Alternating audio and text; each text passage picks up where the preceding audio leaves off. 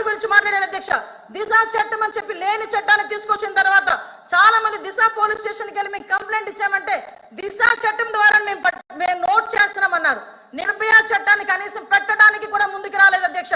నిర్భయ చట్టం ఉండి కూడా దిశ చట్టం అని లేని చట్టాన్ని బయటకు తీసుకొచ్చి అక్కడ ఉన్న వాళ్ళని ఎవరైతే వాళ్ళు ఇబ్బందులు పడి వచ్చారో బాధితులు వచ్చారో వాళ్ళని కూడా ఇబ్బందులు పెట్టే పరిస్థితి వచ్చింది అధ్యక్ష. అదేవిధంగా అధ్యక్ష చాలా ఇష్యూస్ ఉన్నాయి అధ్యక్ష. మీరు చెప్తున్నారు ఇందాకే అమ్మ నేను లాస్ట్ లో మాట్లాడతా ఈ రోజు. అదేవిధంగా అధ్యక్ష గౌరవ సభ్యులు పోలీస్ డిపార్ట్మెంట్ నుంచి వచ్చారు.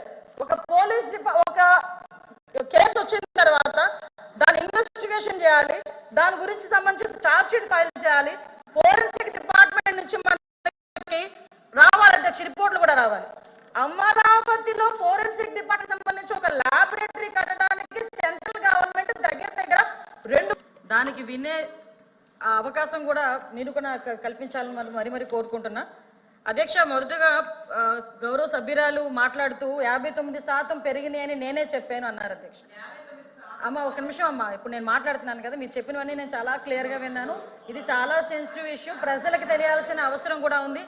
విషయం ఏంటంటే నేను 59% పెరిగింది, 59 కేసెస్ పర్ డే 59 కేసెస్ వచ్చినాయని నేను మంత్రి గారు చెప్పారని చెప్పారు. అది 2023 జూన్ నుంచి అక్టోబర్ వరకు అని చాలా క్లియర్గా సభ ముందు ఇందాక నేను ఉంచడం జరిగింది. విషయం సమాధానం వినేటప్పుడు కూడా దయచేసి సభ్యులు కూడా చాలా క్లియర్గా వినాల్సిందిగా నేను కోరుకుంటున్నా.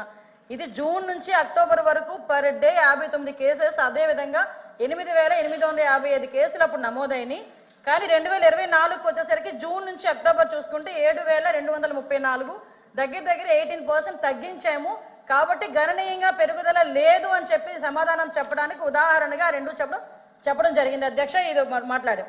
నెక్స్ట్ ఇంకోటి అధ్యక్ష, ఇప్పుడు ముచ్చుమర్రి కేసు గురించి అదేవిధంగా మళ్ళా ఏదో కొరికారు చంపారు అని చెప్పి నగరి కాన్షియన్స్. నేనేమంటానంటే అధ్యక్ష, 3.5 సంవత్సరాల ఆడబిడ్డ చనిపోవడమే దౌర్భాగ్యం. దాంట్లోని ఎవరైనా రేప్ చేసి చచ్చిపోవడం అన్నది ఇంకొంచెం ఆ తల్లిదండ్రులకి కడుపు కోత. అటువంటి సందర్భాల్లో కూడా దాన్ని కూడా రాజకీయం చేయడానికి దానికి చిరువులు పొలవులు అల్లి దాని గురించి మాట్లాడే పరిస్థితి వచ్చినప్పుడు నిజంగా ఒక ఆడపిల్లలుగా మనం ఆలోచించాలి, తల్లిదండ్రులుగా మనం కూడా కాసేపు ఆలోచించి మాట్లాడాలన్న సంగతి అయితే నేను తెలియజేసుకున్నాను అధ్యక్ష. ఎందుకంటే అధ్యక్ష ఇక్కడ ముచ్చుమరి కేసు అవనేయండి, అత్తాకోడలు రేప్ విషయం అవనేయండి, అదేవిధంగా పొంగునూరులో జరిగిన విషయం అవనేయండి, ఏదైనా జరిగిన తర్వాత అసలు ప్రాథమిక విచారణ జరిగిన తర్వాత పోలీస్ డిపార్ట్మెంట్ దగ్గర నుంచో లేకపోతే వాళ్ళ తల్లిదండ్రుల నుంచో ఒక నోట్ వచ్చిన తర్వాత దాని గురించి మాట్లాడండి, పోరాటం చేయండి, దానికి మేమేం చేయాలో మేము చెప్తాం అధ్యక్ష.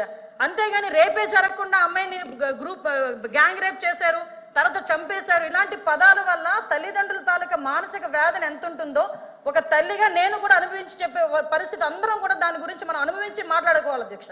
అదేవిధంగా అధ్యక్ష మరీ చెప్తున్నాం, ఇప్పటి వరకు జరిగిన క్రైమ్స్ అన్నింటిలోని కూడా మ్యాక్సిమం అందరినీ కూడా 24 గంటల నుంచి 48 గంటల్లో మొత్తం అందరినీ కూడా అరెస్ట్ చేయడం జరిగింది, వాళ్ళందరినీ కూడా రిమాండ్ పెట్టడం జరిగింది.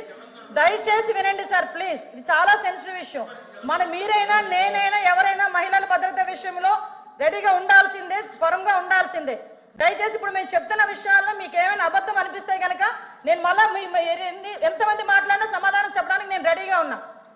దయచేసి ఒకసారి ముచ్చుమరి విషయంలో ఎవరైతే చంపేశారో నిజంగా అమ్మాయి బాడీ ఐడెంటిఫికేషన్ అవ్వలేదు, ఐడెంటిఫై ఎందుకు అవ్వలేదు అన్న సంగతి కొన్ని బయటికి మనం చెప్పలేము కాబట్టి ఆ విషయంలో చెప్పలేకపోతున్నాను అధ్యక్ష. సభ ముందు కొన్ని ఉంచలేము, రిటర్న్ గా రాసిమ్మన్నా కూడా రిటర్న్ గా రాసి ఇవ్వడానికి మేము రెడీగా ఉన్నాం అధ్యక్ష.